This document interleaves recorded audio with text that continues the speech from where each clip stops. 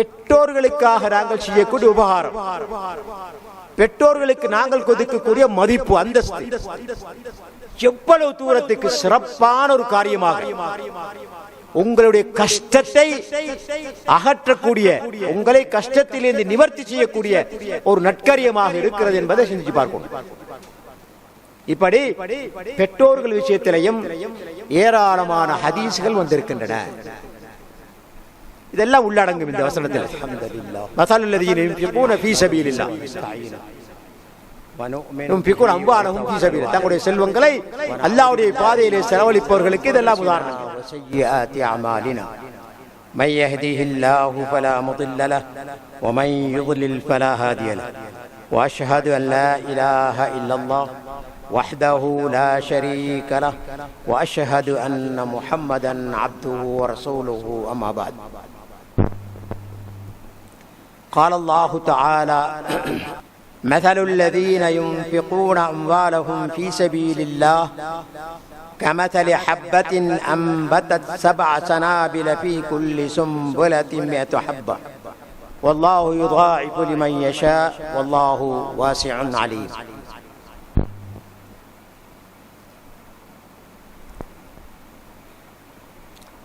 எல்லாம் வல்ல அல்லாஹ் சுப்ஹானஹு வ தஆலாவை போற்றி புகழ்ந்து இறுதி தூதர் முஹம்மது முஸ்தபா ஸல்லல்லாஹு அலைஹி வஸல்லம் அவர்கள் மீது ஸலவாத்தும் சலாமும் கூறியதன் பின், கண்ணியத்துக்குரிய பெரியார்களே, சகோதரர்களே, மாணவர்களே, தாய்மார்களே, சகோதரிகளே, உங்கள் அனைவர் மீதும் அல்லாஹ்வுடைய சாந்தியும் சமாதானமும் உண்டாவதாக.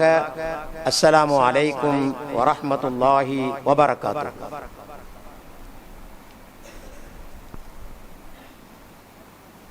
சூரத்துல் பக்ரா 261வது வசனத்தின் விளக்கம். இந்த வசனத்திலே அல்லாஹ் சுப்ஹானஹு வ தஆலா பின்வருமாறு கூறுகின்றார்: மஸலுல்லதீன யுன்ஃபிகூன அம்வாலஹும் ஃபீ ஸபீலில்லாஹ் கமஸலி ஹப்பத்தின் அம்பதத் 7 சனாபில ஃபீ குல்லி சும்புலத்தின் 100 ஹப்பா வல்லாஹு யுதாஇஃபு லிமன் யஷா வல்லாஹு வாசிஉன் அலீம்.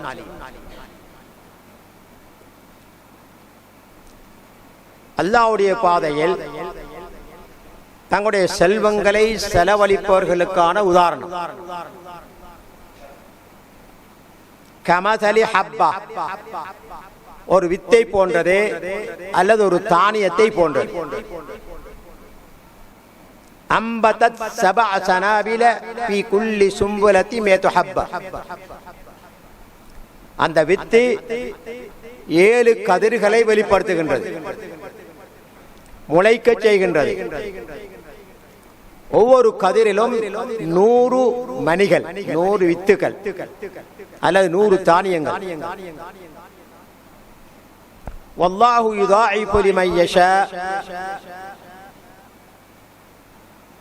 அல்லாஹு தஆலா தான் நாடியோருக்கு மேலும் அதிகப்படுத்துவான். வல்லாஹு வாசிஉன் அலீம், ஏனென்றால் அல்லாஹ் சுப்ஹானஹு வ தஆலா மிக விசாலமானவன், மிகவும் அறிந்தவன் என்று இந்த வசனம் கூறுகின்றது. இந்த வசனத்தில் அல்லாஹ் சுப்ஹானஹு வ தஆலா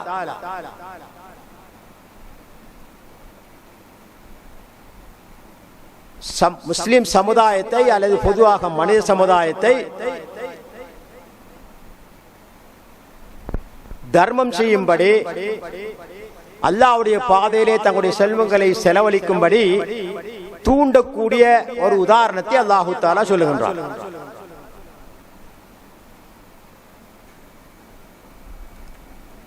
இந்த உதாரணம் மிக தெளிவான ஆழ்ந்த கருத்தை உடைய ஒரு உதாரணமாக இருந்து கொண்டிருக்கின்றது. அல்லாஹு தஆலா தனது அடியார்களை அல்லாஹ்வுடைய பாதையில செலவழிங்க, கஞ்சத்தனப்படாதீங்க, நீங்க செலவழிப்பது தான், அல்லாஹ்வுடைய பாதையிலே செலவழிப்பது தான் உங்களுக்கு நாளை மறுமையிலே மிஞ்சக்கூடிய. எனவே நீங்க தாராளமாக செலவழியுங்கள் என்று அல்லாஹ் சுப்ஹானஹு வ தஆலா தன்னுடைய அடியார்களை தூண்டுகின்றான். இப்படி அல்லாஹ்வுடைய பாதையிலே செலவழிப்பது என்பது ஒரு மிக விசாலமான வாசல். அதிலே எல்லா வகையான நற்காரியங்களுக்காக செலவழிக்கக்கூடியதும் உள்ளடங்கும். குறிப்பாக முஸ்லிம்களுக்கு பிரயோசனம் தரக்கூடிய, அதிலும் குறிப்பாக முஸ்லிம்களுக்கு தேவைப்பட்டவர்களுக்கு செலவழிப்பது, அல்லது அனாதை பிள்ளைகளுக்கு செலவழிப்பது, அல்லது ஏழைகள் மிஸ்கின்களுக்கு செலவழிப்பது, அல்லது பிரயோசனமான மனித சமுதாயத்துக்கு பிரயோசனம் தரக்கூடிய ஒரு காரியத்தை செய்வதற்காக செலவழிப்பது, இது எல்லாமே உள்ளடங்கும். மஸலுல் லதீன யுன்ஃபிகூன ஃபீ ஸபீலில்லாஹ் கமஸலி ஹப்பா, அல்லாஹ்வுடைய பாதையிலே தங்களுடைய செல்வங்களை செலவழிக்கக்கூடியவர்களுக்கு உதாரணம் ஒரு வித்தை போன்றதே. அப்ப இந்த செலவினங்கள் பலதரப்பட்டவை. சில முஃபஸ்ஸிரீன்கள் இது புனித யுத்தத்தோடு சம்பந்தப்பட்டது என்று சொன்னாலும் கூட, அதிகமான முஃபஸ்ஸிரீன்கள் சொல்வது இதில் எல்லாம் உள்ளடங்கும். அல்லாஹ்வை திருப்திப்படுத்தக்கூடிய எந்த செலவினமாக இருந்தாலும், ஏன் பிரயோசனமான ஒரு கல்வியை கற்பதற்காக வேண்டி உதவி செய்வதாக இருந்தாலும் கூட, அல்லது மனிதர்களுக்கு பிரயோசனம் தரக்கூடிய ஒரு பாதையை செப்பனிடுவதாக இருந்தாலும் கூட, அல்லது ஒரு பள்ளிவாசலை கட்டுவதாக இருந்தாலும் கூட, இப்படி என்னென்ன வகையில் மனிதர்களுக்கு, குறிப்பாக முஸ்லிம்களுக்கு பிரயோசனம் தரக்கூடிய எந்த காரியத்தை நாங்கள் செய்வதாக இருந்தாலும் அதற்காக செலவழிப்பது, அந்த செலவுகளை உதாரணமாகத்தான் அல்லாஹ் சுப்ஹானஹு வ தஆலா ஒரு வித்தை குறிப்பிடுகின்றார். சில உதாரணங்களை ஹதீஸ்கள் இருந்து பார்ப்போம். உதாரணமாக, தேவைப்பட்ட முஸ்லிம்களுடைய தேவைகளை நிறைவேற்றி வைப்பதற்காக செலவழிப்பது. இது பற்றி புகாரி முஸ்லிமிலே பதிவாக இருக்கக்கூடிய ஹதீஸில் ரசூலுல்லாஹி ஸல்லல்லாஹு அலைஹி வஸல்லம் அவர்கள் கூறுகின்றார்கள், அல் முஸ்லிமு அஹுல் முஸ்லிம். சுப்ஹானல்லாஹ், தெளிவான ஒரு உதாரணம், கலாமுன் பலீக். அல் முஸ்லிமு அஹுல் முஸ்லிம், ஒரு முஸ்லிம் இன்னொரு முஸ்லிமுக்கு சகோதரன் ஆவான். உடன்பிறப்பினால் மட்டுமல்ல சகோதரர்கள், மாறாக தன்னுடைய சகோதர முஸ்லிமும் சகோதரன் தான். ஆகவே லா யظ்லிமுஹு, அவனுக்கு அநியாயம் செய்யக்கூடாது. வலா யுஸ்லிமுஹு, ஒரு ஆபத்தான வேலையில கைவிட்டு போட்டு ஓடுறல்ல, அவரையும் பாதுகாத்துக் கொள்ள வேணும். லா யுஸ்லிமுஹு, எதிரியுடைய கையில் அவர் ஒப்படைத்து விட்டு தான் மாத்திரம் தப்பி ஓடுவது கூடாது. வமன் கான ஃபீ ஹாஜதி அஹீஹி கான அல்லாஹு ஃபீ ஹாஜதிஹி. அல்லாஹு அக்பர். எந்த மனிதன் தன்னுடைய சகோதரனை தேவையை நிறைவேற்றுவதற்காக முன்னிக்கிறானோ, அவனுடைய தேவையை நிறைவேற்றுவதற்கு அல்லாஹ் முன்னிக்கிறான். சுப்ஹானல்லாஹ். மன் கான ஃபீ ஹாஜதி அஹீஹி கான அல்லாஹு ஃபீ ஹாஜதிஹி. அல்லாஹு அக்பர். ஒரு சகோதர முஸ்லிமுடைய தேவையை நிறைவேற்றுவதற்காக ஒரு முஸ்லிம் முனைந்தால் அவனுடைய தேவையை நிறைவேற்றுவதற்கு அல்லாஹ் பொறுப்பெடுக்கிறான். சுப்ஹானல்லாஹ். ومن فرج عن مسلم كربة فرج الله عنه بها كربة من كرب يوم القيامة. யார் ஒரு முஸ்லிம் தனது சகோதர முஸ்லிமின் ஒரு கஷ்டத்தை நிவர்த்தி செய்வதற்காக உதவி செய்கிறாரோ, அவருக்கு அல்லாஹு தஆலா அதை கொண்டு நாளை மறுமையில் அவனுக்கு ஏற்படக்கூடிய கஷ்டத்தை நிவர்த்தி செய்கிறான். அல்லாஹ் இவ்வளவு ஆழமான கருத்துகள் சிந்திக்கொண்டாங்க. துனியா துனியா சொல்லி ஓடுறாங்க, மறுமையை மறந்து வாழ்றோம். இப்படிப்பட்ட சமுதாயத்துக்கு இஸ்லாம் சொல்லக்கூடிய ஆழமான கருத்துகள், முஸ்லிம் சமுதாயம் என்பது ஒரு கட்டடத்தை போன்றது. ஒரு கல் அகற்றப்பட்டால் எப்படி அந்த கட்டடத்துக்கு பாதிப்பு ஏற்படுமோ அதே போல முஸ்லிம் உம்மத்தின் ஒரு மனிதனுக்கு, ஒரு முஸ்லிமுக்கு பாதிப்பு ஏற்பட்டால் முழு உம்மத்துக்கும் பாதிப்பு ஏற்பட்டது போல என்று ரசூலுல்லாஹி ஸல்லல்லாஹு அலைஹி வஸல்லம் அவர்கள் சொல்கின்றார்கள். அதனால வமன் ஃபர்ரஜ அன் முஸ்லிமின் குர்பத்தன் மின் ஃபர்ரஜல்லாஹு அன்ஹு குர்பத்தன் மின் குர்பி யௌமில் கியாமah. ஒரு முஸ்லிமுடைய கஷ்டத்தை நிவர்த்தி செய்வதற்காக இந்த உலகத்தில் வாழும் போது கஷ்டப்பட்ட ஒரு முஸ்லிமுக்கு உதவி செய்து அவருடைய கஷ்டத்தை நிவர்த்தி செய்தால் நாளை மறுமையில உனக்கு வரக்கூடிய கஷ்டம் நிறைய இருக்குது. அந்த கஷ்டங்களில் ஒன்றை அல்லாஹ் சுப்ஹானஹு வ தஆலா உனக்கு நிவர்த்தி செய்வான். வமன் சதர முஸ்லிமன் சதரஹுல்லாஹு யௌமல் கியாமah. ஒரு முஸ்லிமுடைய ஐபை எவர் மறைக்கின்றாரோ அவருடைய ஐபை நாளை மறுமையில் அல்லாஹ் தஆலா மறைப்பான். அவருடைய அர்த்தம் என்ன? ஒரு முஸ்லிமுடைய ஐபை அம்பலப்படுத்தினால் அவனுடைய ஐபை அல்லாஹ் தஆலா நாளை மறுமையில் அம்பலப்படுத்துவான். ஆழமான கருத்துகள். சுப்ஹானல்லாஹ். இந்த ஹதீஸ் வந்து புகாரி முஸ்லிமில் பதிவா இருக்கின்றது. அப்ப நாங்க பார்க்கிறோம் அல்லாஹ்வுடைய பாதையில செலவழிக்கிறதுல இது மிக முக்கியமான ஒன்றாக கருதப்படுது. இன்னொரு ஹதீஸ்ல அபூ ஹுரைரா ரலியல்லாஹு அன்ஹு அவர்கள் மூலம் அறிவிக்கப்படுகிறது. நபி ஸல்லல்லாஹு அலைஹி வஸல்லம் அவர்கள் சொல்லுகின்றார்கள், மன் நஃபஸ அன் முஸ்லிமின் குர்பத்தம் மின் குரபி துன்யா. முதலாம் ஹதீஸ்ல துன்யா குறிப்பிடப்படல, இந்த உலகம் குறிப்பிடப்படல. ஆனா இந்த ஹதீஸ்ல இந்த உலகத்தின் ஒரு துன்பத்தை ஒரு மூமினிலிருந்து ஒரு முஸ்லிமிடத்திலிருந்து அதை நிவர்த்தி செய்தால் நஃபஸல்லாஹு அன்ஹு குர்பத்தன் மின் குரபி யௌமில் கியாமah. நாளை மறுமையில அவனுக்கு ஏற்படக்கூடிய ஒரு கஷ்டத்தை அல்லாஹ் தஆலா நிவர்த்தி செய்கிறான். வமன் யஸ்ஸர அலா முஸ்லிமின் அவன் யஸ்ஸர அலா முஅஸிரின். கஷ்டத்தோடு இருக்கிற ஒரு மனுஷன் கடன் எடுத்தான், திருப்பி கொடுத்துக்க முடியல, கடையில பொருட்கள் வாங்கினான், காசு கொடுத்துக்க முடியல, இவனுக்கு இலகுபடுத்தினாள். கஷ்டத்தில் இருக்கக்கூடிய ஒரு மனிதனுக்கு இலகுபடுத்தினான். மன் யஸ்ஸர அலா முஅஸிரின் யஸ்ஸரல்லாஹு ஃபித் துன்யா வல் ஆখিরাহ. அந்த மனிதனுக்கு அல்லாஹ் தஆலா இந்த உலகத்திலும் அலுவலகத்திலும் மறு உலகத்திலும் அவனுக்கு இலகுபடுத்துகின்றான். சொல்லி போட்டு ரசூலுல்லாஹ் சொல்றாங்க, வல்லாஹு ஃபீ அவுனில் அப்தி மா கானல் அப்து ஃபீ அவுனி அஹீ. ஒரு நீளமான ஹதீஸ், பாடத்துக்கு தேவையான விஷயத்தை மட்டும் சொல்லிக்கிறேன். எந்த மனிதன் தனது சகோதர முஸ்லிமின் கஷ்டத்தை நிவர்த்தி செய்வதற்கு உதவியாக இருக்கிறானோ வல்லாஹு ஃபீ அவுனில் அப்த், அவன் உதவி செய்து கொண்டிருக்கிற காலம் வரைக்கும் அல்லாஹ் தஆலா அவனுக்கு உதவி செய்து கொண்டே இருப்பான். இதனால மனிதன் அல்லாஹ்வுடைய பாதையில செலவழிக்கிறதுல நஷ்டம் ஏற்பட போறதில்லை. இதுக்கு ஈமான் வேணும், நம்பிக்கை வேணும். எங்களை படைத்த ரப்புல் ஆலமீன் சொல்றான், நீ என்னுடைய கஷ்டப்பட்ட அடியானுக்கு உதவி செய்வாயானால் உனக்கு நான் உதவி செய்வேன், உன்னுடைய துணைக்கு நான் இருக்கிறேன் என்று அல்லாஹ் தஆலா வாக்களிக்கிறான். இந்த ஹதீஸ் அந்த முஸ்லிமிலே பதிவா இருக்கின்றது. இப்படி சம்பந்தமான ஹதீஸ்கள் ஏராளம்.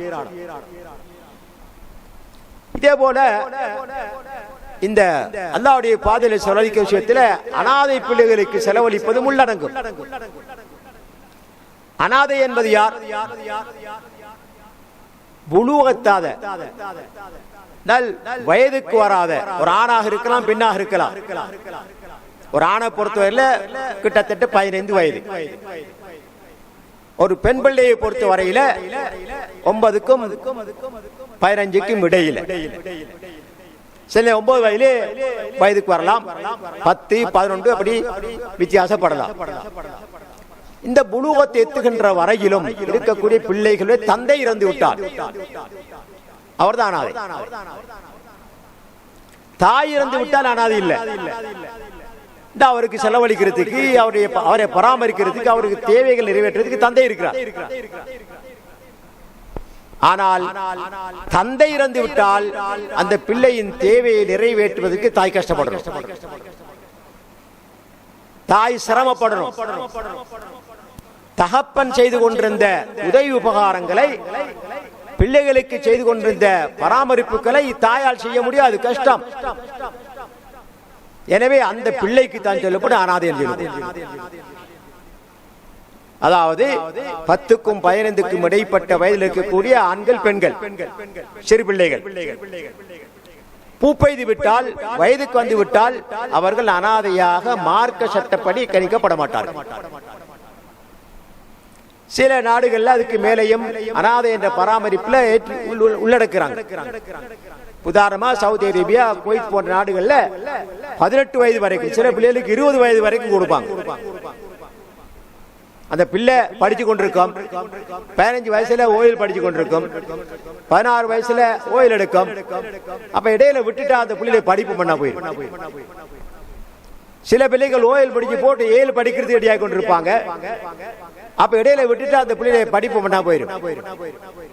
ஆகவே அதை அவர்கள் கருத்தில் கொண்டு சில தனவந்தர்கள் ஒரு பிள்ளையை பராமரிப்புக்கு, அதாவது அனாதை பிள்ளையை பராமரிப்புக்கு ஏற்றால் 18 வயது 20 வயது வரைக்கும் பராமரிப்பார்கள், செலவு கொடுப்பார்கள். அப்ப இந்த காரியமும் அல்லாஹ்வுடைய பாதையில் செலவழிப்பதுதான். மஸல்லதீன யுன்ஃபிகூன ஃபீ ஸபீலில்லாஹ், அல்லாஹ்வுடைய பாதையில் அவருடைய செல்வங்களை செலவழிப்பவர்களுக்கு உதாரணம். அப்ப இந்த அனாதை பிள்ளைகளுக்கு செலவழிக்கிற செலவை பற்றி ரசூலுல்லாஹி ஸல்லல்லாஹு அலைஹி வஸல்லம் அவர்கள் சொல்லும்போது சொல்லுகின்றார்கள், அன வ காஃபிலுல் யதீமி ஃபில் ஜன்னதி ஹாகதா வ அஷார பிஸ்ஸபாபதி வல் உஸ்தா வ ஃபர்ரக பைனஹுமா. அல்லாஹு அக்பர். ஒரு அனாதை பிள்ளையை பராமரிப்பதற்கு பொறுப்பேற்பவரும் பிள்ளைக்காக செலவழிக்கிறது. சிறு வயதா இருந்தால் வளரும் வரைக்கும் அந்த பிள்ளை செலவழிக்கிறது. படிக்கிற பிள்ளையா இருந்தால் படிப்பு முடிக்கும் வரைக்கும் செலவழிக்கிறது. பாப்பா இறந்து போயிட்டாரு, செலவழிக்கிறதுக்கு ஆள் இல்ல, பாக்குறதுக்கு ஆள் இல்ல, தாயால முடியல. அப்ப அந்த பொறுப்பை இன்னொரு மனுஷன் பொறுப்பேற்றால் அவரும் நானும் நாளை மறுமையில் சுவர்க்கத்தில் இப்படி இருப்போம் என்று ரசூலுல்லாஹி ஸல்லல்லாஹு அலைஹி வஸல்லம் அவர்கள் தங்களுடைய ஆட்காட்டி விரலையும் நடுவிரலையும் காட்டி இப்படி பிரித்து காட்டினார்கள். சுப்ஹானல்லாஹ். சுவர்க்கம் போறதுக்கே நாங்க இங்க திண்டாடி கொண்டிருக்கிறோம். இப்ப சுவர்க்கத்துல ரசூலோ பக்கத்திலே இருக்க கிடைக்க முடியும் சொன்னா, யா சுப்ஹானல்லாஹ், அதை விட பெரிய பாக்கியம் என்ன இருக்க முடியும் எங்களுக்கு? அப்ப ஒரு மனிதனை ரசூல் ஸல்லல்லாஹு அலைஹி வஸல்லம், ஒரு குறிப்பிட்ட ஒரு முஸ்லிமை ரசூல் ஸல்லல்லாஹு அலைஹி வஸல்லம் அவர்களுக்கு நெருக்கமாக சுவர்க்கத்தில் இருக்க வைக்கக்கூடிய ஒரு நல்ல காரியம் தான் அனாதை பிள்ளை பராமரிப்பு. அந்த அனாதை பிள்ளை அடுத்த ஹஜ்ஜில பார்க்கலாம், சில நேரம் சொந்த பிள்ளையா இருக்கலாம். நானோட புள்ள தம்பி மௌத்தா போனார், நானா மௌத்தா போனார், தம்பி பாரம் எடுக்கிறார். ஷாச்சாட பிள்ளை அவரோட குடும்பத்தில் இருக்கிற பொறுப்புதாரி பொறுப்பெடுக்கிறார். சொந்த பிள்ளையாம இருக்கலாம், அல்லது இன்னும் யாரோ ஒரு பிள்ளையாக இருக்கலாம், யாருன்னு தெரியாது. பாப்பா மௌத்தா போனாரு, அந்த புள்ள கஷ்டப்படுது, படிக்க முடியல, தன்னுடைய தேவைகளை நிறைவேற்றிக் கொள்ள முடியல. அப்ப அந்த பிள்ளையின் தேவைகளை நிறைவேற்றுவதற்கு, கல்வியை தொடர்வதற்கு உதவி செய்யக்கூடிய மனப்பக்குவம் உள்ள மனிதர்கள் நாளை மறுமையிலே ரசூல் ஸல்லல்லாஹு அலைஹி வஸல்லம் அவர்களோட சுவர்க்கத்தில் மிக நெருக்கமாக இருப்பார்கள் என்று ரசூலுல்லாஹி ஸல்லல்லாஹு அலைஹி வஸல்லம் அவர்கள் சொல்லி காட்டுறாங்க. அப்ப இது இந்த ஆயத்தில் சொல்லப்பட்ட மஸலுல்லதீன யுன்ஃபிகூன அம்வாலஹும் ஃபீ ஸபீலில்லாஹ், தங்களுடைய செல்வங்களை அல்லாஹ்வுடைய பாதையிலே செலவழிப்பதற்கு உதாரணம். இந்த ஹதீஸ் அடுத்த ஹதீஸ்ல பார்க்கிறோம், காஃபிலுல் யதீமி லஹு அவு லிகைரி, அதாவது ஒரு அனாதை பிள்ளை, தனக்கு சொந்தமான ஒரு அனாதை பிள்ளை, நானோட பிள்ளையா இருக்கலாம், தம்பியோட பிள்ளையா இருக்கலாம், தங்கச்சியோட பிள்ளையா இருக்கலாம், தாத்தாவோட பிள்ளையா இருக்கலாம். பிள்ளைய வாப்பா மௌத்தா போனாரு, அந்த பிள்ளைக்குரிய பொறுப்பை தான் ஏற்றுக்கொண்டா சுப்ஹானல்லாஹ். அவு லிகைரிஹி, அல்லது சொந்தமில்லாத தூரத்து மனிதனாக இருக்கலாம். யாருன்னு தெரியாது. ஆனா வாப்பா இறந்துட்டார்.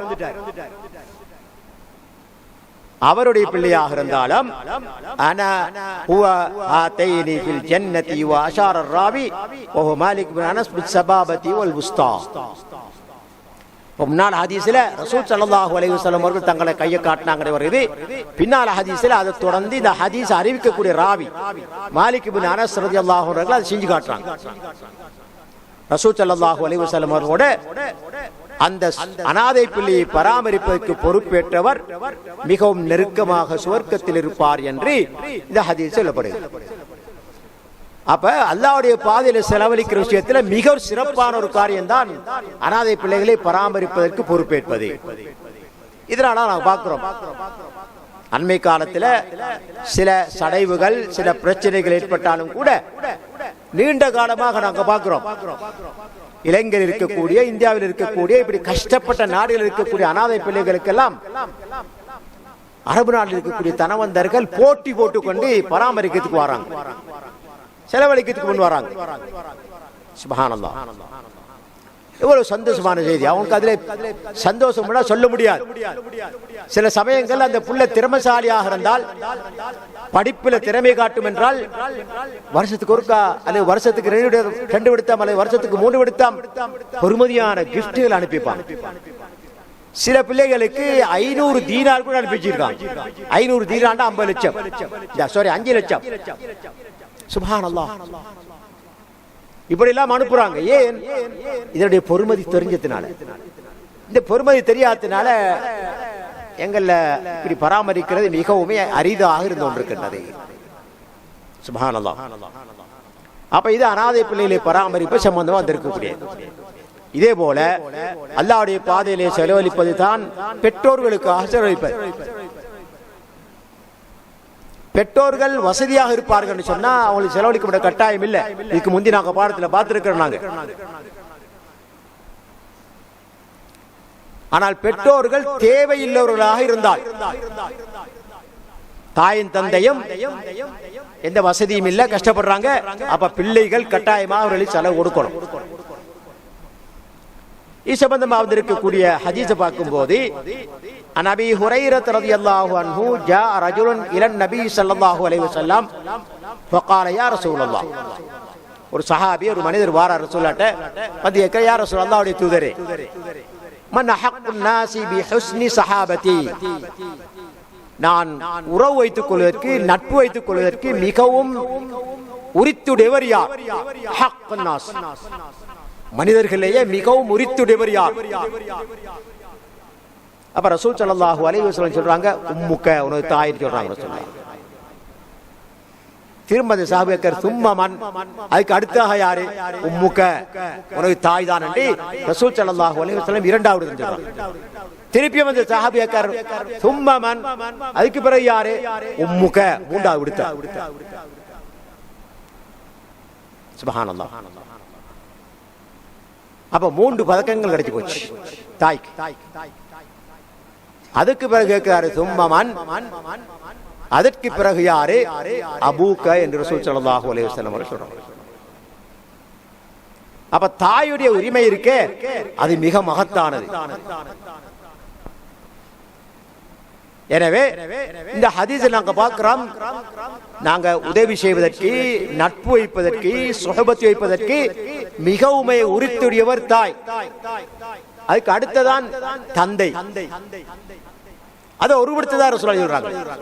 3 விடுத்தம் சொல்லி மிகவும் உறுதியாக சொல்லுகிறார்கள், தாய் தான் இதற்கு மிகவும் உரித்துடையவர்.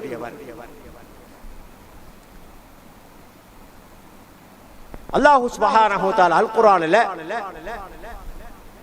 தாய் தந்தையரின் உரிமையை தன்னுடைய உரிமையோடு சேர்த்து கூறுகின்றான் குர்ஆனில். அல்லாஹு தஆலா ஒருவனையே வணங்குவது அல்லாஹ்வுடைய உரிமை. ஹதீஸ்ல வந்திருப்பது போல ரசூல் ஸல்லல்லாஹு அலைஹி வஸல்லம் அவர்கள் ஒரு சஹாபியோட போய் கொண்டிருக்காங்க. அப்துல்லாஹ் பின் மஸ்ஊத் நினைக்கிறான். போய் கொண்டிருக்கும் போது பிரயாணம் போய் கொண்டு கேட்கிறாங்க, அல்லாஹ்வுக்குரிய உரிமை என்னன்னு கேட்கிறாங்க. மா ஹக்குல்லாஹி அலல் இபாத், மனிதர்கள் மீது அல்லாஹ்வுக்கு இருக்கக்கூடிய உரிமை என்ன? அப்ப மௌனமாயிட்டாங்க. சில நேரம் தெரிஞ்சிட்டாங்க, தெரியுமா உங்களுக்கு? தெரிஞ்சாலும் சொல்லல. ஏன்னா சில நேரம் ரசூல் ஸல்லல்லாஹு அலைஹி வஸல்லம் அவர்களுக்கு வஹி வந்து கொண்டிருக்குது, மாற்றங்கள் வந்திருக்கலாம், மாற்றங்கள் சொல்லுவாங்கிறதுக்காக மௌனமாயிட்டாங்க. இப்போ 3 இடத்தையும் கேட்டு போட்டு சொல்றாங்க, ஹக்குல்லாஹி அலல் இபாத் ஐ யஅபுது வலா யுஷ்ரிகு பிஹி ஷைஅ. மனிதர்கள் மீது இருக்கக்கூடிய உரிமை, கடமை, அல்லாஹ்வுக்கு தேவையான உரிமை எனது அவன் ஒருவனையே வணங்குவது, அவனுக்கு எதையும் இணையாக்காமல் இருப்பது. இந்த உரிமையோட அல்லாஹ் சுப்ஹானஹு வ தஆலா தாய் தந்தையரின் உரிமையை சேர்த்து அல் குர்ஆனில் கூறுகின்றான். 17ஆம் அத்தியாயம் 23ஆம் வசனத்திலே சொல்லும்போது, வகதா ரப்புக அல்லா தஅபுது இல்லா இய்யா வபில் வாலிதைனி இஹ்சானா. சுப்ஹானல்லாஹ். அதாவது அல்லாஹ் ஒருவனை தவிர வேறு யாரையும் நீங்கள் வணங்கக்கூடாது என்று அல்லாஹ் தஆலா தீர்த்திருக்கிறான். கதா.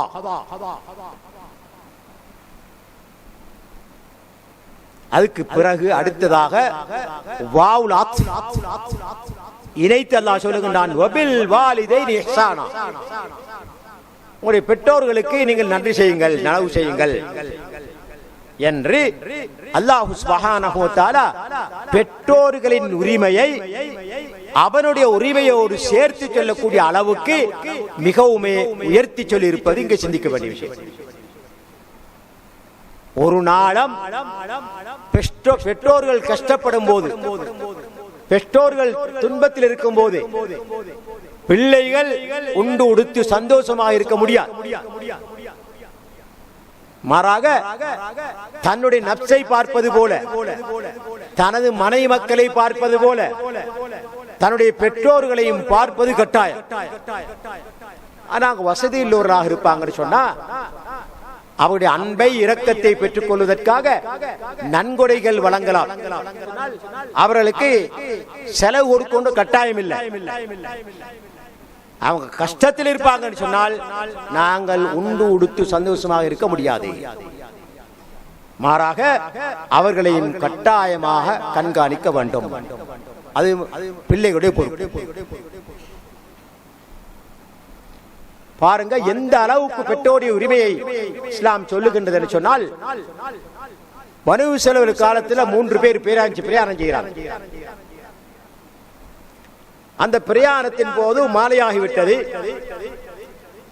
தங்குவதற்காக வேண்டி இடம் தேடுறாங்க. ஒரு குகை தான் அவர்களுக்கு தென்படுது. அந்த குகையில 3 பேரும் தஞ்சம் போடுறாங்க, இரவ கழிக்கிறது. இது மலைப்பகுதியில் வாழக்கூடிய மக்களுடைய பழக்கம். ஒரு நாள் 2 நாள் 3 நாள் பிரயாணம் செய்யக்கூடியவர்கள் இப்படி இரவு வந்துட்டா எங்கேயாவது தங்கி கொள்வாங்க. அப்ப இந்த 3 பேரும் பிரயாணம் செஞ்சு கொண்டிருக்கும் போது இரவு ஆகிவிட்டது. மலையில் இருக்கக்கூடிய ஒரு கோயில 3 பேரும் தஞ்சம் போடுறாங்க, இரவ கழிக்கிறது. திடீரென்று மலையில் இருந்து ஒரு கட்பாறை விழுந்து அந்த குகையின் வாசலை மூடிவிட்டது. சுப்ஹானல்லாஹ். படிப்பினை அல்லாஹ் தஆலா இந்த உதாரணத்தை ரசூல் ஸல்லல்லாஹு அலைஹி வஸல்லம் அவர்கள் மூலமாக சொல்ல வச்சு எங்களுக்கு படிப்பினை புகட்டுகின்றான். சுப்ஹானல்லாஹ்.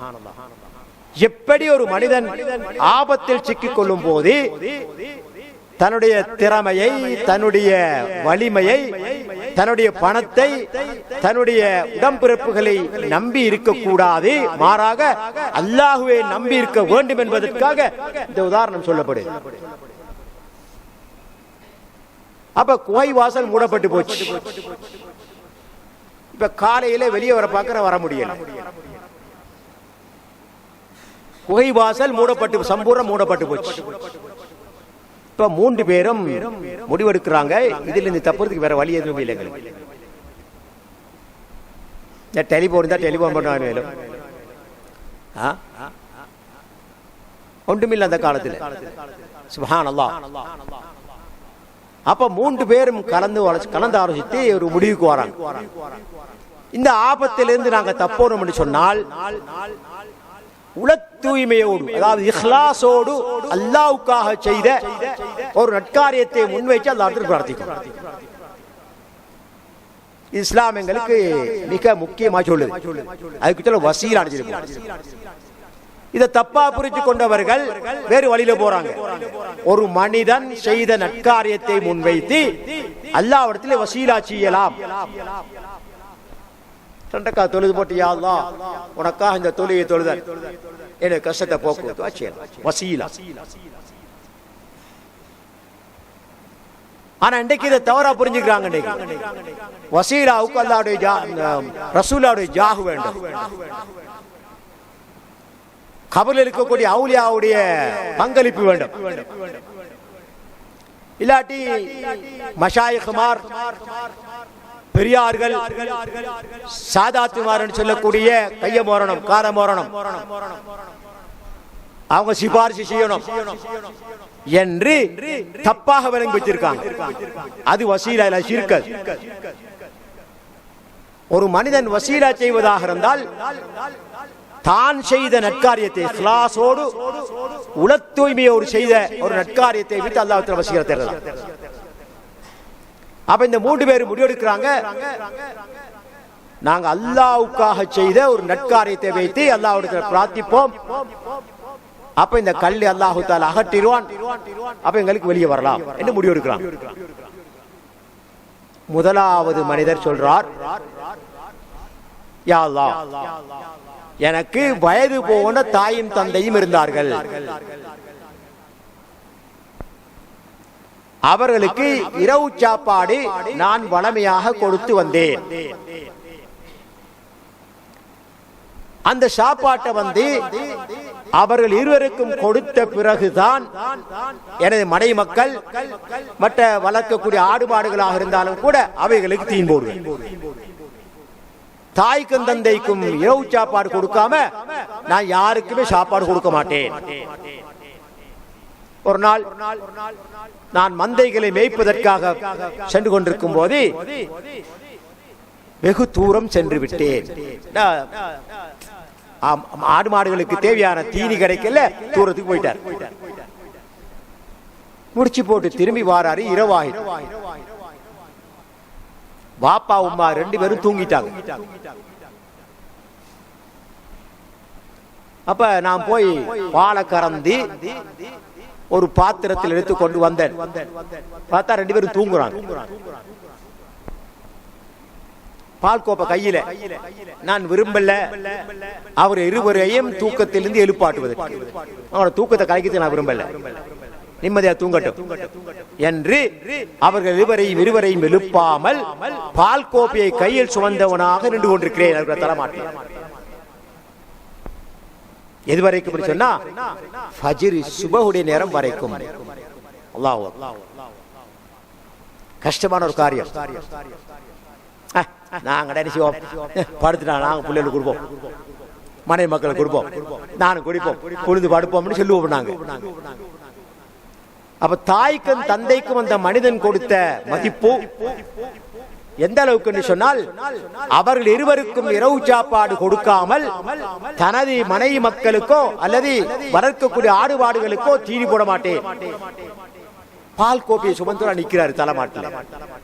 விடிஞ்சிட்டு அப்பதான் இருவரும் எழுப்பி நிற்கிறாங்க. என்னுடைய காலடியில எனது குழந்தைகள் பசிக்குது அழுகிறாங்க.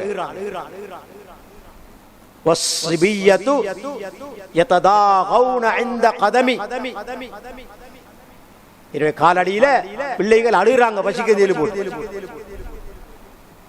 அப்ப ரெண்டு பேரும் எழுப்பினத்துக்கு பிறகு முதலாவது அந்த ரெண்டு பேருக்கு நான் கொடுத்தேன். வயிறு ஆற சாப்பிட்டாங்க ரெண்டு பேரும். அதுக்கு பிறகுதான் எனது மனைவி மக்களுக்கு, தான் வளர்க்கக்கூடிய ஆடு மாடுகளுக்கு உணவு போடுற. இதை சொல்லி அவர் சொன்னார், யா அல்லாஹ், இந்த நற்காரியத்தை உன்னுடைய திருப்திக்காக நான் செய்திருந்தால் இந்த கல்லை அகற்றிவிடு என்று துஆ செய்கிறார். தான் செய்த நற்காரியத்தை வைத்து அல்லாஹ்விடத்திலே துஆ செய்கிறார், வசீலாவாக வைத்து துஆ செய்கிறார்.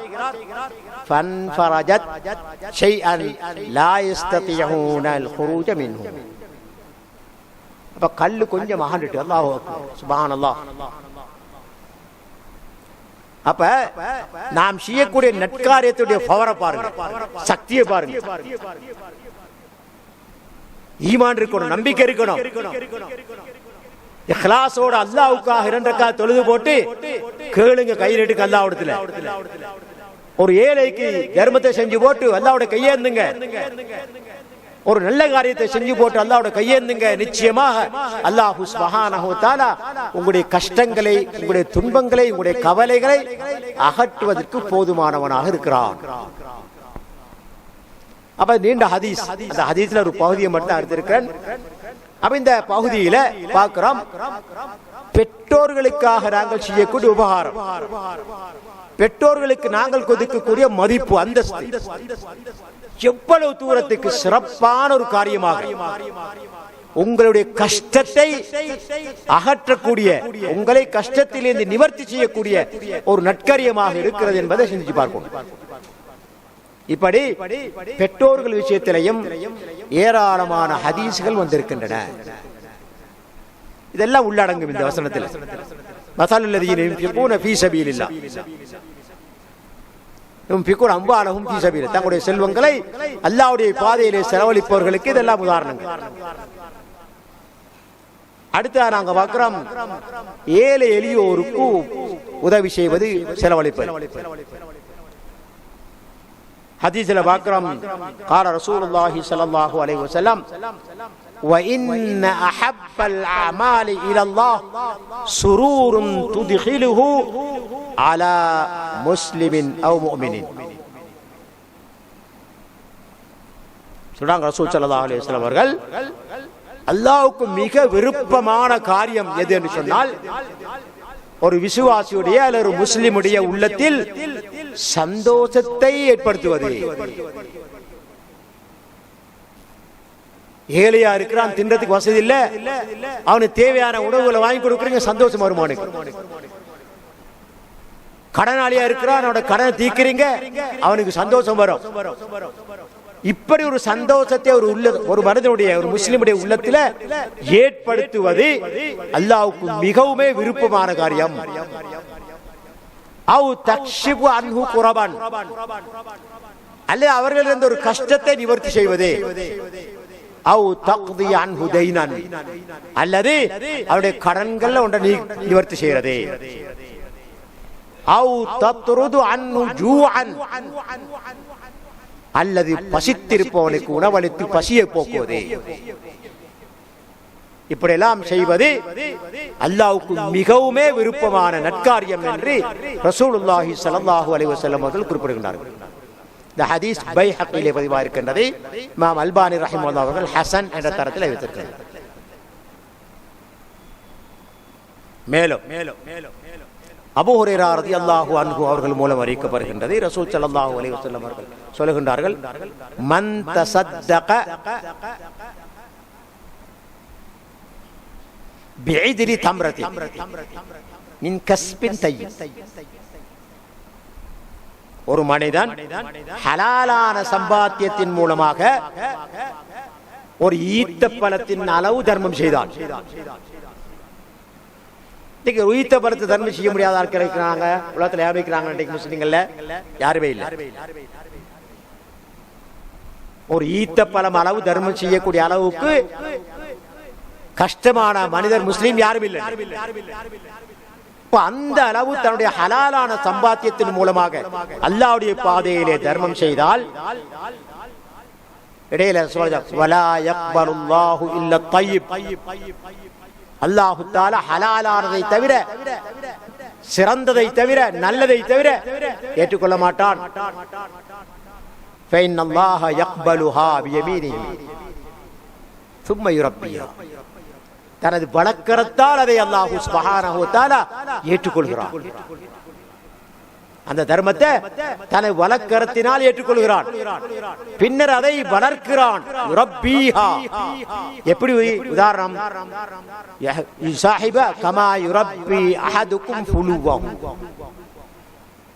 ஒருவர் ஒரு குதிரை குட்டியை வளர்ப்பது போல அல்லாஹு தஆலா அந்த தர்மத்தை வளர்க்கிறான். இங்க ஏன் குதிரை உதாரணமா சொல்லப்பட்டுச்சு? மற்ற எல்லா பிராணிகளையும் விட குதிரையை வளர்த்தெடுப்பது மிகவும் கஷ்டமான காரியம். அது அனுபவம் உள்ளவருக்கு தெரியும்.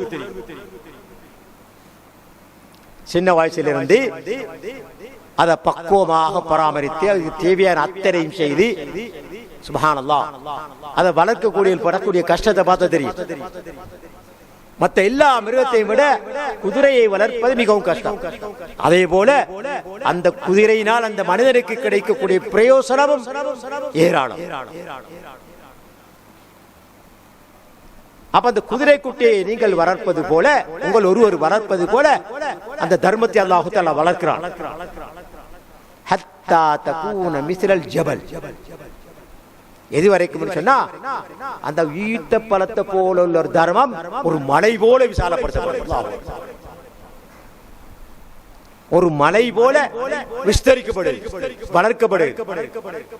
சுப்ஹானல்லாஹ். அப்ப நாளை மறுமையில உங்களுக்கு கிடைக்கும், நீங்க ஆச்சரியப்படுவீங்க. ஏல எங்கெல்லாம் அப்ப அல்லாஹ் சுப்ஹானஹு வ தஆலா ஏழை எளியோருக்கு தர்மம் செய்வதை எவ்வளவு சிறப்பாக இங்கே ரசூல் ஸல்லல்லாஹு அலைஹி வஸல்லம் அவர்கள் எடுத்து காட்டுகின்றார்கள் என்பதை நாங்கள் சிந்திக்க வேண்டும். ஹதீஸ்ல ரசூல் ஸல்லல்லாஹு அலைஹி வஸல்லம் சொல்றாங்க, முஸ்லிம்ல பதிவாகக்கூடிய ஹதீஸ், ஹதீஸுல் குத்ஸி. அல்லாஹ் சொல்லுகிறான், இப்னு ஆதம், ஆதமுடைய மகனே, மனிதனே,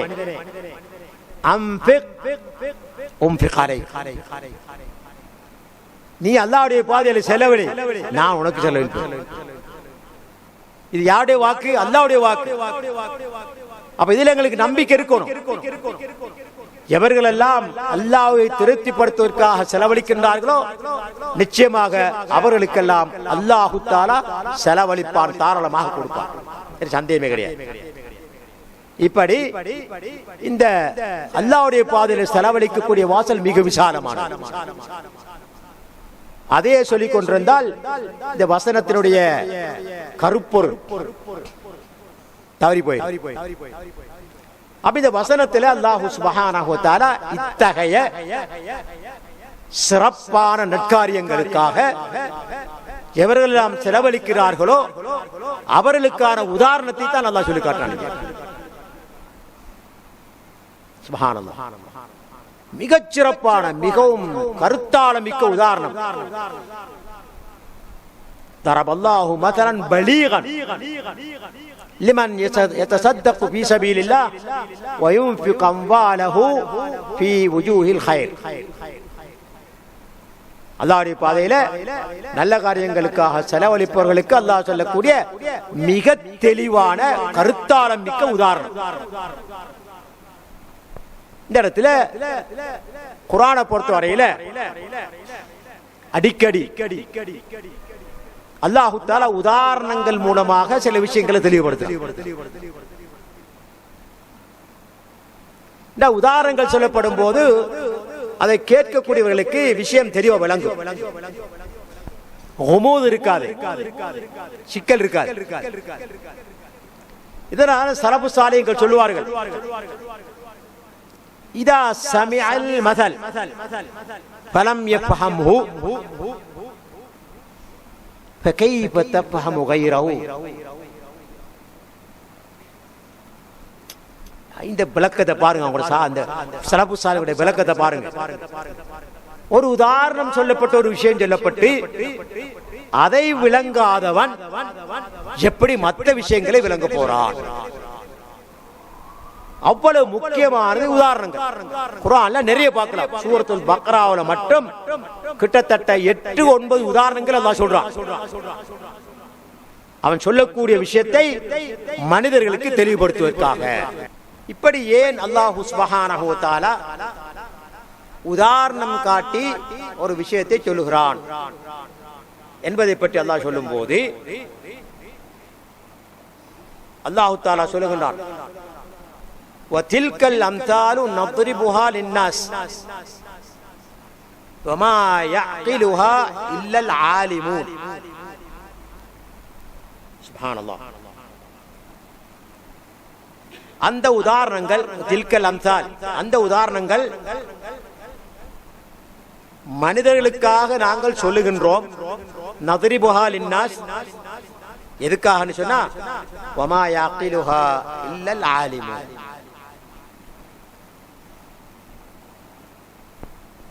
அறிவுடையோர், ஆய்ந்து அறிவு பெறக்கூடியவர்கள் மட்டும்தான் அதை விளங்கிக் கொள்வார்கள்.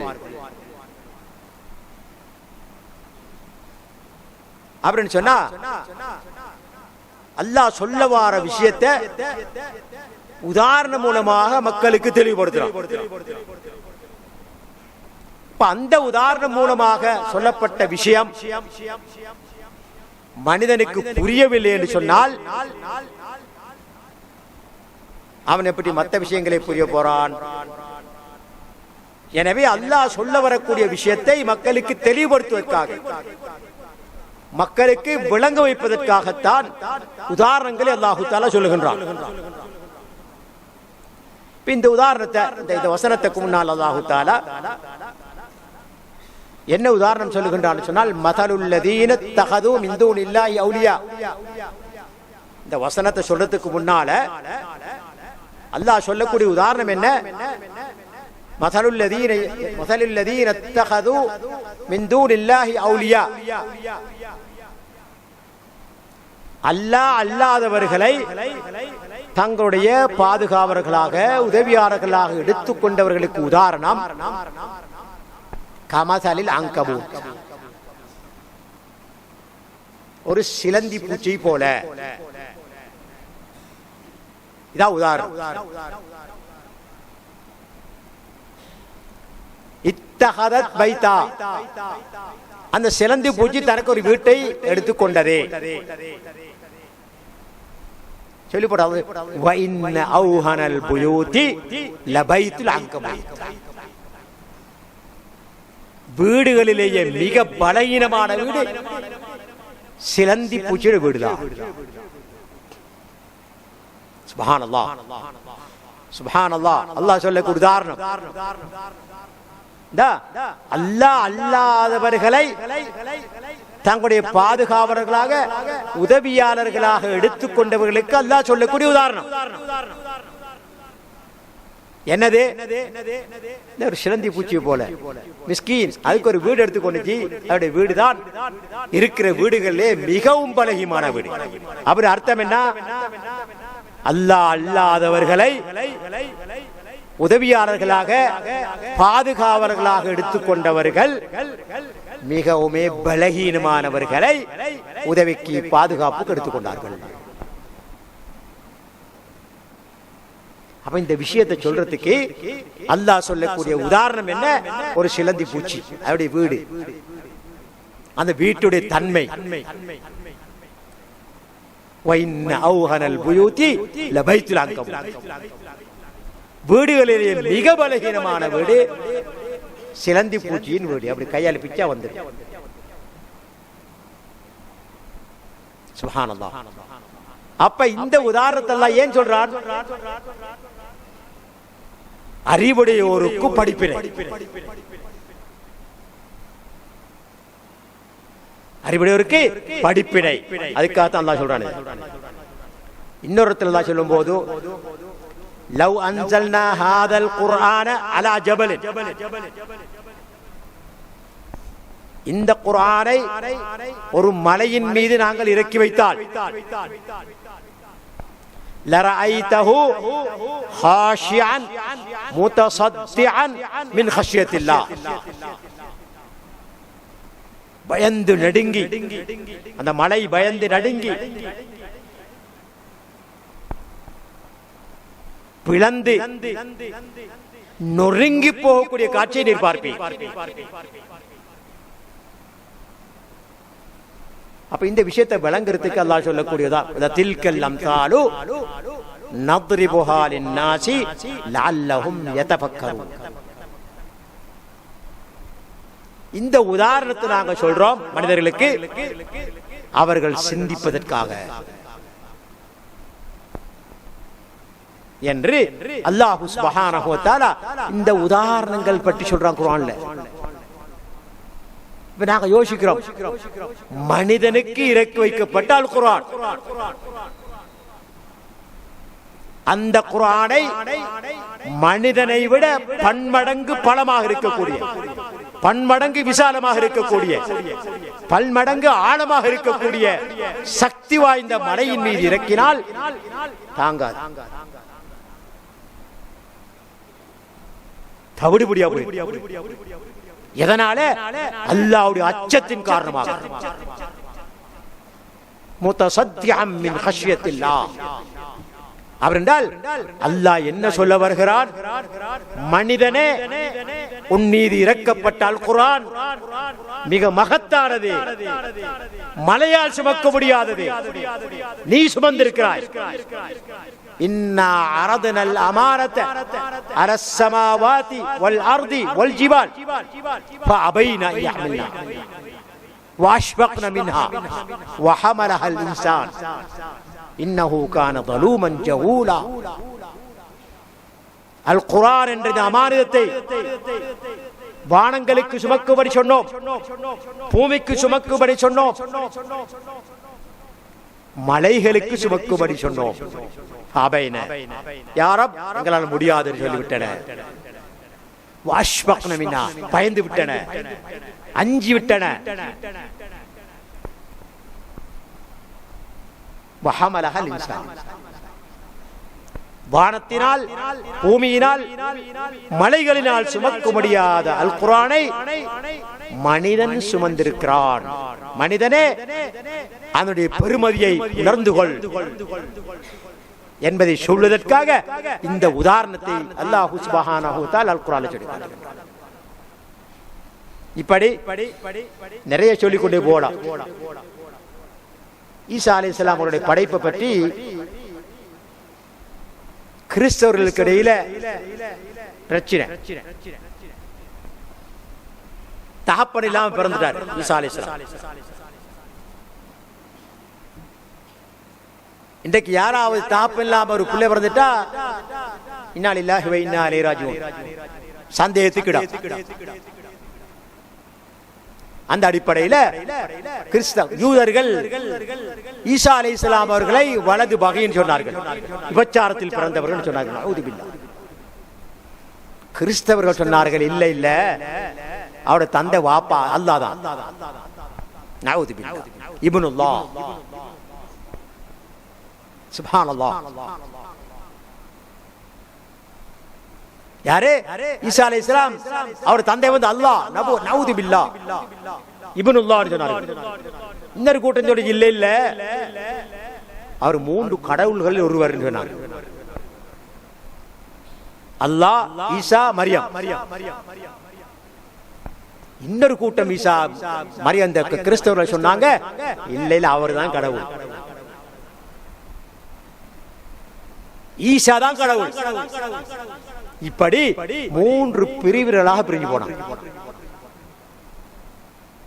எதனால ஏற்பட்ட குழப்பம்?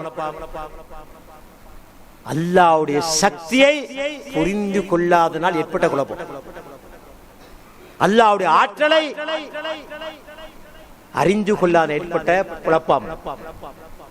அதுக்குத்தான் அல்லாஹ் இந்த உதாரணத்தை சொல்றான். இன்ன மஸல ஈசா இன்தல்லாஹி கமஸலி ஆதம் خلقه من تراب ثم قال له كن فيكون. அல்லாஹ் அக்பர். ஏண்டா ஈசா கடவுள் சொல்றீங்க, ஈசா அல்லாஹ்வுடைய மகன் சொல்றீங்க, ஏண்டா ஈசா வந்து மூன்று கடவுளை ஒருவன் சொல்றீங்க, ஏடா ஈசா வந்து நீங்க பகை, அதாவது மோசமான வழியில பிறந்து சொல்றீங்க, அவருக்கும் ஆதமுக்கும் என்ன வித்தியாசம்டா? உதாரணம், ஆதத்தை வந்து ஒன்றுமில்லாம மண்ணில் இருந்து நான் படைச்சேன். அல்லாஹ் சொல்றான், கமஸலி ஆதம் خلقه من تراب. ஆதத்தை அல்லாஹ் தஆலா சொல்றான் வந்து மண்ணிலிருந்து படைத்தனப்பா. அப்ப அவருக்கு தந்தையாரு புரியுதுல உங்களுக்கு? அல்லாஹ் சொல்றான் உதாரணம். சுப்ஹானல்லாஹ். அப்ப அவர் கடவுள் ஆயிட்டாரா? இல்லை. சுப்ஹானல்லாஹ். தும்ம கால மண்ணால பிசைந்து அதை உருவாச்சதுக்கு பிறகு தும்ம கால லஹு அல்லாஹ் சொன்னான் குன் ஆகு ஃபயகூன் ஆகிவிட்டது. இதுதான் ஈசாவுக்கு உதாரணம். தந்தையும் இல்லாம தாயும் இல்லாம மண்ணிலிருந்து படைத்தான் ஆதம் அலைஹிஸ்ஸலாம் அவர்களை. தந்தையிலிருந்தும் தாயிலிருந்தும் படைத்தான் ஆதம் அலைஹிஸ்ஸலாம் அவருடைய சந்ததிகளை. பாக்கி இருக்கிறது ஒன்று, தந்தை இல்லாமல் தாயிலிருந்து மட்டும் பிறக்க வைக்கிறது. அதை பிறக்க வைத்து அல்லாஹு தஆலா தன்னுடைய ஆற்றலை சக்தியை வெளிப்படுத்தியிருக்கார். இதை புரிந்து கொள்ளாம அல்லாஹ்வுக்கு ஈசாவை இணை வைக்கக்கூடிய மக்களாக மாறிவிட்டார்கள். அப்ப இது உதாரணம். ஆதம் அலைஹிஸ்ஸலாத்துக்கு உதாரணமா சொல்லி ஈசாவுடைய விவகாரத்தை அல்லாஹ் விளங்கப்படுத்த. இப்படி நிறைய அல்லாஹ் கேக்குறான். அவலைஸல்லதி خلقஸ் ஸமாவாதி வல் அர்த பிகாதிரின் அலா அன் يخلق مثلهم பலா வஹுவல் خلاقுல் அலீம். வானங்களையும் பூமியையும் படைத்த ரப்புக்கு உங்களை போன்றவர்களை படைக்கிறதுக்கு முடியாதா? அல்லாஹ் கேக்குறான். நீங்க வானம் பூமியோட பெருசா? சுப்ஹானல்லாஹ்.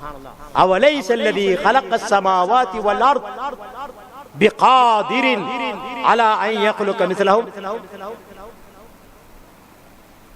அல்லாஹ்வுடைய சக்தியை மறுக்கக்கூடியவர்களுக்கு அல்லாஹ் சொல்லக்கூடிய உதாரணம், வானம் பூமியை படைக்கக்கூடிய சக்தி பெற்றவன் உங்களை போன்றவர்களை படைப்பதற்கு முடியாதா? ஆற்றல் பெறவில்லையா? பலா, நிச்சயமாக முடியும். வஹுவல் ஹல்லாக்குல் அலீம். ஹாலிக் மட்டுமல்ல, ஹாலிக்னா படைக்கிறவன், ஹல்லாக் என்றால் முபாலகா, நினைத்தபடி அதிகமாக படைக்கக்கூடிய சக்தி பெற்றவன் ஹல்லாக். எப்படி போன்றால் ஷாரிபுல் ஹம்ர் என்றால் மது குடிக்கிறவன், சும்மா சாதாரணமா குடிக்கிறவன். ஷர்ராபுல் ஹம்ர் என்றால் வேலையே குடிக்கிறவன். சுப்ஹானல்லாஹ். இந்த உதாரணத்துக்காக சொன்னேன். அல்லாஹ் தஆலா ஹாலிக், அவன் படைக்கிறவன். ஆனா ஹல்லாக் என்று சொல்லப்பட்டால் முபாலகா, மிகைப்படுத்தி சொல்றது. அப்படிப்பட்ட ரப்புக்கு உங்களை போன்றவர்களை படைக்கிறது பெரிய வேலையா எல்லாம் கேட்கிறாங்க. இப்படி நிறைய உதாரணங்களை குர்ஆனில் பார்க்கலாம். இதன் மூலமாக அல்லாஹ் சுப்ஹானஹு வ தஆலா சொல்ல வரக்கூடிய விஷயத்தை மனிதர்களுக்கு தெளிவுபடுத்துவதற்காக, அதை அவர்களுக்கு புரிய வைப்பதற்காகத்தான் இந்த உதாரணங்களை அல்லாஹ் சுப்ஹானஹு வ தஆலா சொல்லி காட்டுகின்றார். இந்த வசனத்துல அப்படியான ஒரு உதாரணத்தை சொல்லி அல்லாஹு தஆலா தர்மத்தின் முக்கியத்துவத்தை, அல்லாஹ்வுடைய பாதையிலே செலவழிப்பதின் மகத்துவத்தை பற்றி அல்லாஹ் சுப்ஹானஹு வ தஆலா சொல்லுவார். இங்கே காட்டப்பட்ட உதாரணம் ஒவ்வொரு மனிதனும் திறந்தோறும் கண்ணால் பார்க்கக்கூடிய உதாரணம். எப்போல்லாம் வயல்வெளிகளை தாண்டி செல்கிறானோ, எப்போல்லாம் தோட்டம் துறவுகளே நடக்கிறானோ, அப்போது கண்ணால பார்க்கக்கூடிய உதாரணத்தை அல்லாஹ் சொல்றாங்க. மஸலுல்லதீன யுன்ஃபிகூன அம்வாலஹும் ஃபீ ஸபீலில்லாஹ் கமஸலி ஹப்பத்தின் அம்பதத் சபஅ ஸனாபில ஃபீ குல்லி சும்புலத்தின் மிஅத்து ஹப்பா வல்லாஹு யுதாஇஃபு லிமன் யஷா வல்லாஹு வாஸிஉன் அலீம். அல்லாஹ்வுடைய பாதையில முன்னாடி சொல்லப்பட்ட நிறைய காரியங்கள் சொன்னாங்க. இன்னும் இருக்கு நிறைய, குறிப்பிட்ட சில தான் சொன்னேன். இப்படி அல்லாஹ்வுடைய பாதையில செய்ய செலவழிக்கக்கூடியவர்களுக்கு உதாரணம் என்னவென்றால் ஒரு வித்தை போன்றது. எங்கர பாசல வந்தா ஒரு நெல்மணியை போன்றது.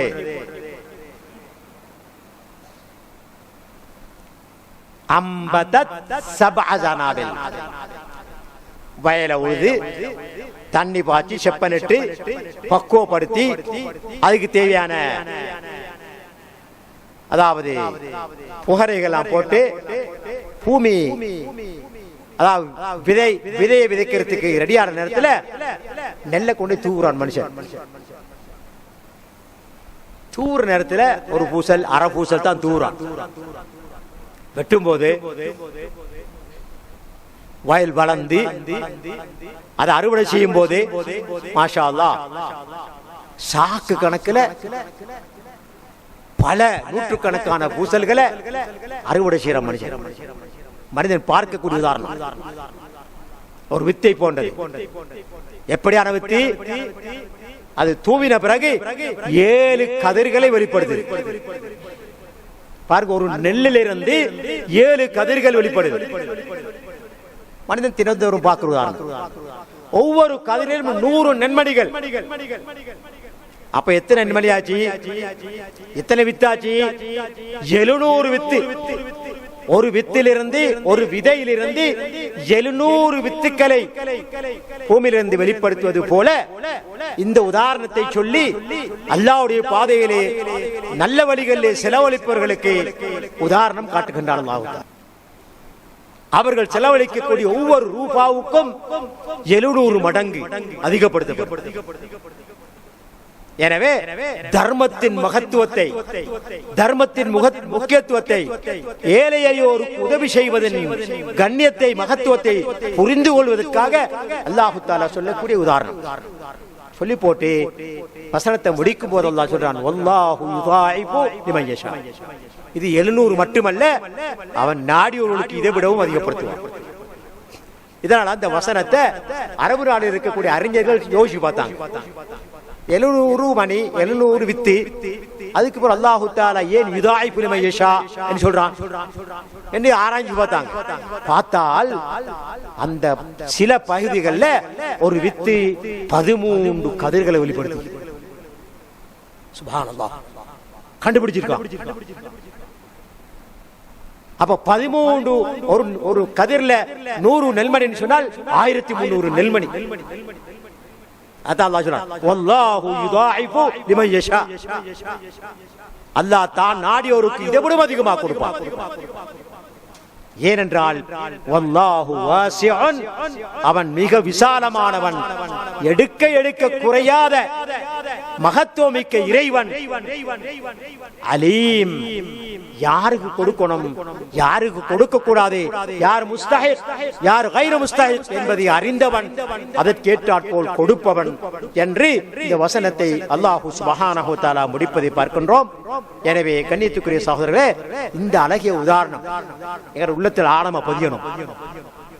தர்மம் செய்தன் முக்கியத்துவத்தை, அதனுடைய மகத்துவத்தை புரிந்து கொண்டு தங்களாலான தர்மம் செய்வதை நாம் பழக்கமாக்கி கொள்ள வேண்டும். ஏழையோருக்கு உதவி செய்வது, இல்லாதவர்களுக்கு கொடுத்து உதவுவது, கஷ்டப்பட்டவருடைய துன்பத்தை நிவர்த்தி செய்வதற்கு உதவி செய்வது, கடன்பட்டவருடைய கடனை தீர்ப்பதற்கு உதவி செய்வது, இதே போல அனாதை பிள்ளைகளை பராமரிப்பதற்கு முன்வருவது, இப்படி நல்ல காரியங்கள் எதுவாக இருந்தாலும் அந்த காரியங்களுக்காக நீங்கள் செலவழித்தால் நாளை மறுமையில 700 அதை விட அதிகமாக அல்லாஹ் தஆலா தருவான். உங்களுடைய உள்ளத்தில் இருக்கக்கூடிய இஹ்லாஸ், உள்ளத்தில் இருக்கக்கூடிய தூய்மை, அல்லாஹ்வுக்காக என்று செய்யக்கூடிய காரியமாக இருந்தால் 700 விடவும் அல்லாஹ் தஆலா உங்களுக்கு அதிகப்படுத்தி தருவான் என்பதை இந்த வசனம் எங்களுக்கு சொல்லிக் கொண்டிருக்கின்றது. இதை புரிந்து செயல்படக்கூடிய மக்களாக எம் அனைவரையும் அல்லாஹ் தஆலா ஆக்கி அருள் புரிவானாக. ஆமீன். வாஹிரு தாவானா அல்ஹம்துலில்லாஹ்.